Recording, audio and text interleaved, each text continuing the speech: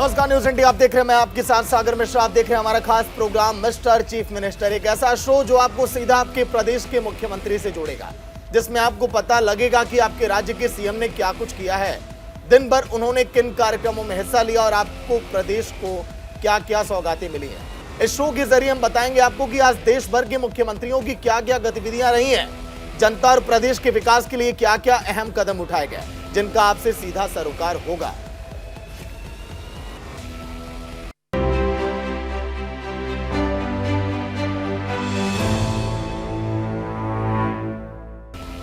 चलिए, सबसे पहले बड़ी खबर आज के दिन बिहार के सीएम नीतीश कुमार पर कुर्सियां फेंकी गई। बड़ी खबर औरंगाबाद में नीतीश कुमार पर ये कुर्सियां फेंकी गई हैं समाधान यात्रा के दौरान। औरंगाबाद पहुंचे थे नीतीश और पंचायत भवन के उद्घाटन के दौरान उन पर कुर्सी फेंकी गई। हमले में बाल बाल बचे सीएम नीतीश कुमार। बड़ी खबर जो आप देख रहे हैं, समाधान यात्रा के लिए औरंगाबाद पहुंचे थे, लेकिन उसी दौरान सीएम नीतीश कुमार पर कुर्सी फेंकी गई। समाधान यात्रा के जरिए प्रदेश में जो इस समय समस्याएं हैं वो जानने के लिए निकले लोगों के बीच सीएम नीतीश कुमार। लेकिन सबसे पहले देखिए, न्यूज इंडिया इन तस्वीरों को दिखा रहा है किस तरह से सीएम नीतीश पर यह कुर्सी फेंकी गई है। पंचायत भवन में उद्घाटन के दौरान ये कुर्सी फेंकी गई सीएम नीतीश कुमार पर। क्या वजह, इसके पीछे किसने कुर्सी फेंकी है, ये भी देखना काफी अहम होगा, क्योंकि पंचायत भवन का उद्घाटन उस दौरान कुर्सी फेंकी गई। बिहार के मुख्यमंत्री नीतीश कुमार समाधान यात्रा के जरिए प्रदेश को जोड़ने के लिए तो निकले, लेकिन आखिर किसका गुस्सा भारी पड़ा ये और सीएम नीतीश पर इस तरह से कुर्सी फेंक दिया। बड़ी खबर सबसे पहले न्यूज इंडिया इस तस्वीर को दिखा रहा है आपकी टीवी स्क्रीन पर। औरंगाबाद में सीएम नीतीश कुमार पर जब ये कुर्सी फेंकी गई, समाधान यात्रा, इसके पहले कई और बड़ी इस तरह से यात्राएं निकाल चुके हैं सीएम नीतीश। समाधान यात्रा जो कि काफी लंबे समय से चल रहा है।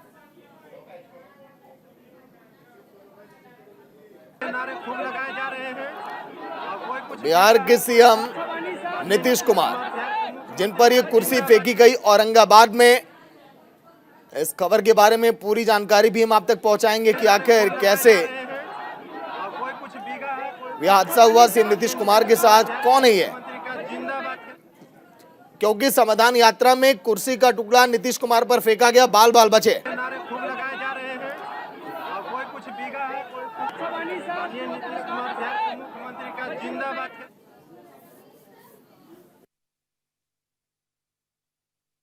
नारे खूब लगाए जा रहे हैं और कोई कुछ भीगा है, कोई माननीय नीतीश कुमार बिहार के मुख्यमंत्री का जिंदाबाद।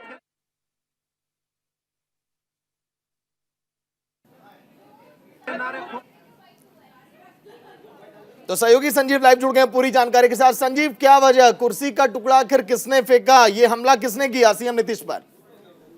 देखिए, जो जानकारी मिल रही है, अभी तक जो हमारे पास जानकारी मिल रही है, औरंगाबाद में आज इनकी समाधान यात्रा थी और उस दौरान एक पंचायत भवन का वो उद्घाटन करने गए थे। वहां जो जानकारी अभी तक मिली, कुछ लोग जो है कहीं न कहीं खफा थे, कुछ लोग मिलना चाहते थे और उसके बाद किसी ने ऊपर जो है, हालांकि नीतीश कुमार की सुरक्षा काफी कड़ी होती है, उसके बावजूद किसी ने दूर से कुर्सी फेंका है और बाल बाल बचे हैं मुख्यमंत्री। क्योंकि देखिए, ये बहुत बड़ी एक कह सकते हैं चूक है, क्योंकि इसके पहले भी एक बार मुख्यमंत्री पर जिस तरह से हमला हुआ था, उसके बाद इनकी सुरक्षा कड़ी की गई थी। लेकिन समाधान यात्रा में ये पहली बार ऐसा हुआ है, क्योंकि कई दिनों से लगातार वो हर दिन नीतीश कुमार समाधान यात्रा पर निकल रहे हैं। और ऐसे में जिस तरह से आज औरंगाबाद का ये जो दौरा था, उसमें जिस तरह से पंचायत भवन के उद्घाटन में गए थे और वहां किसी ने जो है कुर्सी फेंकी है और ये पूरी अब छानबीन का मामला है पूरा। इसमें कह सकते हैं कि जो उनके सुरक्षा कर्मी है या जो इंटेलिजेंस है, ये पूरी जांच कर रही है कि आखिर किसने और फेंकी ये कुर्सी और कौन ये लोग थे, क्योंकि भीड़ काफी थी और इस भीड़ में कई लोग जो है मुख्यमंत्री नीतीश कुमार से मिलना चाह रहे थे और मुख्यमंत्री एक एक कर कहीं न कहीं सारी समस्याओं को देख रहे थे और उसी वक्त किसी ने कुर्सी फेंकी है, जिसमें नीतीश कुमार के बेहद करीब आकर वो कुर्सी गिरी है जी। लेकिन क्या वो जिसने हमला किया सीएम नीतीश पर और अभी पकड़ा गया है, क्या उसकी पहचान हो पाई है संजीव? बिल्कुल, देखिए, कुछ देर पहले का मामला है, तो अभी तक ये अपडेट नहीं हो पाया कि उसकी गिरफ्तारी हुई या नहीं, कौन वो लोग थे कौन थे ये लोग जिन्होंने इस तरह का काम किया है। और अब वहां पर पूरी तरह से जो वहां के एसपी हैं और तमाम जो पुलिसकर्मी हैं वो पूरी जांच में जुट गए हैं और इस पूरे मामले की छानबीन हो रही है कि आखिर ये काम किसने किया, मुख्यमंत्री के करीब जो ये कुर्सी का टुकड़ा है वो किसने फेंका है, ये पूरे जांच का विषय। और अभी तक इस पे जांच जारी है और जल्द से जल्द जो भी व्यक्ति इस तरह का काम किया उसको वो पुलिस के गिरफ्त में होगा। और कह सकते हैं ये बड़ी चूक है, क्योंकि देखिए मुख्यमंत्री नीतीश कुमार का जो डी एरिया होता है, एक तरह से कह सकते हैं वो 2 से 3 सुरक्षा घेरे में होते हैं। और यही कारण है कि लगातार कुछ दूरी पर, चाहे वो मीडिया हो, वो भी दूरी बनाकर जो है लगातार उनको बाइट दिया जाता है। लेकिन ये जो मामला है इसमें अब ये देखना होगा कि आखिर इतनी बड़ी चूक हुई तो हुई कैसे, और अभी पुलिस इसकी छानबीन कर रही है। चलिए, शुक्रिया संजय पूरी जानकारी के लिए। तो चलिए बात करते हैं त्रिपुरा की, जहां पर 16 फरवरी को विधानसभा चुनाव होने वाले हैं। सभी राजनीतिक दल जमकर चुनाव प्रचार में लगे हैं, लेकिन सबसे ज्यादा एक्टिव मूड में है तो बीजेपी। पार्टी के दिग्गज नेता लगातार त्रिपुरा में रैली को संबोधित कर रहे हैं और जनसभाएं करने में लगे हैं। जबकि प्रधानमंत्री 3 दिन में दूसरी बार त्रिपुरा पहुंचे। पीएम मोदी ने राजधानी अगरतला में एक चुनावी जनसभा को संबोधित किया और कहा कि इस चुनाव में मुझे जहां भी जाने का मौका मिला, मैंने देखा है कि फिर एक बार बीजेपी की सरकार बनेगी। लोगों ने अब मन बना लिया है। डबल इंजन की सरकार के लिए आपका समर्थन देखकर मेरी खुशी भी डबल हो गई है। इस दौरान पीएम मोदी ने विपक्ष पर जमकर हमला भी बोला और क्या कुछ कहा है आज के दिन पीएम मोदी ने, वो भी आप सुनिए। मैंने देखा है कि फिर एक बार बीजेपी की सरकार बनाने का मन त्रिपुरा के लोगों ने बना लिया है और डबल इंजन सरकार के लिए आपका समर्थन देखकर मेरी खुशी भी डबल हो गई है। आज पूरा त्रिपुरा एक साथ कह रहा है, चारों तरफ एक ही गूंज सुनाई दे रही है, फिर एक बार, फिर एक बार, फिर एक बार। साथियों, त्रिपुरा के युवाओं ने, माताओं बहनों ने चंदा और झंडा ये कंपनी वालों को फिर से रेड कार्ड दिखा दिया है। त्रिपुरा के लोगों ने ऐलान कर दिया है, उन्हें सबका साथ सबका विकास वाली सरकार चाहिए, पूर्ण बहुमत वाली सरकार चाहिए। मैं त्रिपुरा के लोगों को एक बात का ध्यान रखने को कहूंगा, लेफ्ट और कांग्रेस वाले कभी भी त्रिपुरा का विकास नहीं कर सकते। लेफ्ट और कांग्रेस हमेशा यही चाहेंगे कि त्रिपुरा गरीब से गरीब राज्य बना रहे। लेफ्ट, कांग्रेस और उनके जैसी सोच वाले दल त्रिपुरा के लोगों को गरीब रखकर अपनी तिजोरी भरना चाहते हैं। ये आपको कभी जाति के नाम पर तोड़ेंगे, कभी समाज के नाम पर बिखरने की कोशिश करेंगे, लेकिन त्रिपुरा के लोगों को एकजुट रहना है। आपके बच्चों के उज्जवल भविष्य के लिए इनकी बातों में नहीं आना है। भारतीय जनता पार्टी, भाजपा के और भाजपा के सहयोगियों को पूरी ताकत के साथ वोटिंग करना है। यहां भाजपा की सरकार रहेगी तो दिल्ली से जो पैसा आएगा वो भी आप लोगों पर ही खर्च होगा। और अगर लेफ्ट और कांग्रेस ही मिलकर पहले क्या करते थे, रुपया, उनके एक प्रधानमंत्री ने कहा था कि दिल्ली से 1 रुपया निकलता है 15 पैसा पहुंचता है। ये 85 पैसा किसके जेब में जाता था भाई? जो यहां सत्ता में बैठे थे ना, उन्हीं के जेब में जाता था। इससे पहले पीएम मोदी बेंगलुरु में एरो इंडिया मेगा शो का वायुसेना अड्डे येलहंका पर उद्घाटन करने के लिए पहुंचे। यहां पर पीएम मोदी ने भारतीय पवेलियन का उद्घाटन किया। इस मौके पर पीएम मोदी ने कहा कि एरो इंडिया सिर्फ एक शो नहीं बल्कि ये भारत की ताकत है। अपने संबोधन में पीएम मोदी ने भारत की बढ़ती रक्षा ताकत और मेक इन इंडिया की उपलब्धियों का भी जिक्र किया। सुनिए।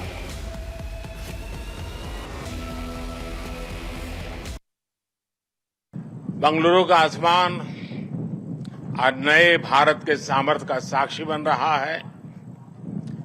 बेंगलुरु का आसमान आज इस बात की गवाही दे रहा है कि नई ऊंचाई नए भारत की सच्चाई है। आज देश नई ऊंचाइयों को छू भी रहा है और उन्हें पार भी कर रहा है।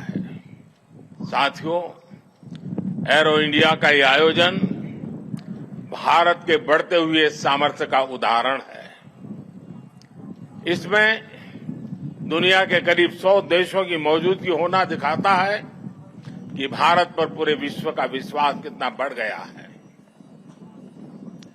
देश विदेश के 700 से अधिक एग्जीबिटर्स इसमें अपनी भागीदारी कर रहे हैं। इसने अब तक के पुराने सारे रिकॉर्ड तोड़ दिए हैं। इसमें भारतीय एमएसएमईज भी हैं, स्वदेशी स्टार्टअप भी हैं और दुनिया की जानी मानी कंपनियां भी हैं। यानी एरो इंडिया की theme the runway to a billion opportunities जमीन से लेकर आकाश तक हर तरफ नजर आ रही है। मेरी कामना है आत्मनिर्भर होते भारत की ये ताकत ऐसे ही बढ़ती रहे। साथियों, यहां एरो इंडिया के साथ ही डिफेंस मिनिस्टर्स कॉन्क्लेव और सीईओज राउंड टेबल इसका भी आयोजन किया जा रहा है। दुनिया के विभिन्न देशों की सहभागिता, सीईओज की ये सक्रिय भागीदारी एरो इंडिया के ग्लोबल पोटेंशियल को और बढ़ाने में मदद करेगी। ये मित्र देशों के साथ भारत की विश्वसनीय भागीदारी को आगे ले जाने का भी एक माध्यम बनेगा। मैं इन सभी इनिशिएटिव्स के लिए डिफेंस मिनिस्ट्री और इंडस्ट्री के साथियों का अभिनंदन करता हूं। साथियों, एरो इंडिया एक और वजह से बहुत खास है। ये कर्नाटका जैसे भारत के टेक्नोलॉजी और टेक्नोलॉजी की दुनिया में जिसकी महारत है, एडवांस है, ऐसे राज्य कर्नाटका में हो रहा है। इससे एरोस्पेस और डिफेंस में नए अवसर पैदा होंगे। इससे कर्नाटका के युवाओं के लिए नई संभावनाएं खुलेगी। मैं कर्नाटका के युवाओं से भी आह्वान करता हूं, टेक्नोलॉजी को फील्ड में आपको जो महारत हासिल है उसे रक्षा क्षेत्र में देश की ताकत बनाइए।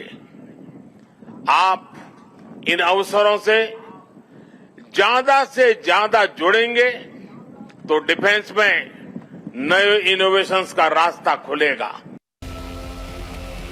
तो चलिए बात यूपी की कर लेते हैं, जहां पर सूबे के मुखिया योगी आदित्यनाथ ने राजधानी लखनऊ में पहली G20 digital economy working group की बैठक का शुभारंभ किया। इस मौके पर सीएम योगी आदित्यनाथ ने कहा कि निश्चित ही डिजिटल इकोनॉमी वसुधैव कुटुंबकम के भाव के साथ पूरी दुनिया को एक परिवार के रूप में आगे बढ़ाने में मदद कर सकती है और मानवता के जीवन में कल्याण का काम भी कर सकती है। सीएम योगी ने उम्मीद जताते हुए कहा कि मुझे पूरा विश्वास है कि ये बैठक कुछ नए मुद्दों को लेकर आगे बढ़ेगी और मानवता के कल्याण के मार्ग को प्रशस्त करते हुए एक नई दिशा देने का काम करेंगे। इसके पहले सीएम योगी ने संचार, इलेक्ट्रॉनिक्स और सूचना प्रौद्योगिकी मंत्री अश्विनी वैष्णव के साथ DEWG की बैठक से पहले प्रदर्शनी का निरीक्षण भी किया। भारत की आबादी की दृष्टि से उत्तर प्रदेश सबसे बड़ा राज्य है। 25 करोड़ की आबादी इस राज्य में निवास करती है। यह भारत की आध्यात्मिक और सांस्कृतिक विरासत का प्रतिनिधित्व भी करता है। भारत की सबसे उर्वरा भूमि भी उत्तर प्रदेश के अंदर है। भारत की कुल कृषि योग्य भूमि में से 11% भूमि उत्तर प्रदेश के पास है, लेकिन इसमें 20% खाद्यान्न उत्पादन उत्तर प्रदेश करता है। भारत का सबसे अच्छा जल संसाधन भी उत्तर प्रदेश के पास है। भारत के पास कुल आबादी का सबसे बड़ा राज्य होने के नाते सबसे युवा शक्ति भी उत्तर प्रदेश के पास मौजूद है और आधुनिक अर्थव्यवस्था की दृष्टि से जो एक महत्वपूर्ण आधार एमएसएमई का बेस चाहिए, ऐसे 96 लाख एमएसएमई की यूनिट भी उत्तर प्रदेश के पास मौजूद है। पिछले 9 वर्ष के अंदर वैश्विक मंच पर भारत की प्रतिष्ठा को आगे बढ़ाने और दुनिया के हर एक उस अवसर पर जब भी दुनिया को एक नई दिशा देने की बात रही हो, वह प्रधानमंत्री मोदी जी ने दुनिया के देशों के सभी नेतृत्व के साथ मिलकर के समाधान की ओर से बढ़ाने में अपनी बड़ी भूमिका का निर्वहन किया है। आज आदरणीय प्रधानमंत्री मोदी जी के मार्गदर्शन में उत्तर प्रदेश सरकार गवर्नेंस के विभिन्न आयामों में अत्याधुनिक तकनीक और डिजिटाइजेशन को अपनाकर प्रदेश की एक बड़ी आबादी को अपनी सुविधा उपलब्ध करवाने का कार्य कर रही है। हम सब जानते हैं कि उत्तर प्रदेश भारत की आबादी की जितनी बड़ी आबादी का प्रतिनिधित्व कर रहा है, वह भारत की कुल आबादी का लगभग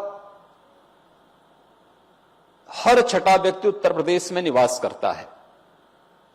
तकनीक का उपयोग करते हुए हम लोग इतनी बड़ी आबादी के साथ में पूरी पारदर्शी तरीके से कार्य कर रहे हैं और तकनीक का लाभ किस रूप में प्रदेश के वासियों को प्राप्त हो रहा है, यह देश की सबसे बड़ी खाद्यान्न योजना पब्लिक डिस्ट्रीब्यूशन सिस्टम के माध्यम से उत्तर प्रदेश के अंदर देखी जा सकती है।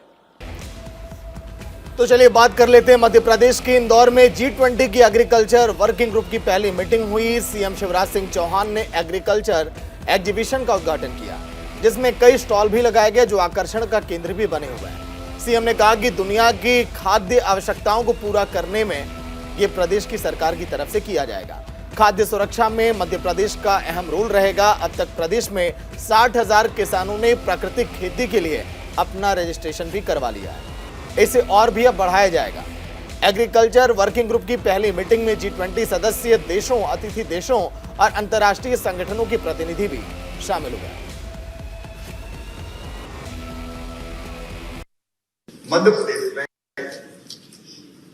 एग्रीकल्चर ग्रोथ रेट 18+ रही है। आज से नहीं, लगभग 1 दशक से हमने अपने देश के भी अन्न के भंडार भरने की कोशिश की। मध्य प्रदेश भारत में तिलहन उत्पादन में नंबर 1 स्थान पर है। सोया के उत्पादन में 60% भागीदारी मध्य प्रदेश की है। देश में गेहूं का सबसे बड़ा उत्पादक कोई प्रदेश है तो वो मध्य प्रदेश है। मध्य प्रदेश में हमने लगातार प्रयत्न करके कृषि के उत्पादन को बढ़ाने में सफलता प्राप्त की है और उसमें सबसे बड़ा कारक हमारा रहा है सिंचाई। हमने 2003 तक मध्य प्रदेश में केवल सिंचाई होती थी केवल 7.5 लाख हेक्टेयर में, उसको बढ़ा के हमने 45 लाख हेक्टेयर किया है और अब 65 लाख हेक्टेयर तक ले जाने की हमारी योजना है। हम लगातार उस दिशा में काम कर रहे हैं। उत्पादन बढ़ाने के लिए नई तकनीक का इस्तेमाल हो, अच्छे बीज हो, सिंचाई के प्रबंध हो, सबके सब मध्य प्रदेश में हमने करने का गंभीर प्रयास किया है। दूसरी चीज मैं मानता हूं, उत्पादन बढ़ाने के साथ साथ उत्पादन की लागत घटाने का। खेती को हमको लाभ का धंधा, प्रधानमंत्री नरेंद्र मोदी जी कहते हैं, लाभ का धंधा हमको बढ़ाना है। और नहीं तो कई जगह अलाभकर खेती के कारण लोग खेती छोड़ते हैं। आप जानते हैं दुनिया में हर चीज का विकल्प हो सकता है, लेकिन अनाज, फल, सब्जी, इसका कोई विकल्प नहीं है। अगर हमको जिंदा रहना है तो अन्न चाहिए, और अन्न के लिए हमको किसान चाहिए। तो चलिए बात अब कर लेते हैं उत्तराखंड की, जहां पर उत्तराखंड की पहाड़ी से लगातार होता पलायन एक बड़ी समस्या है। पलायन को लेकर राज्य सरकार भी कई बार अपनी चिंता तो जाहिर कर चुकी है।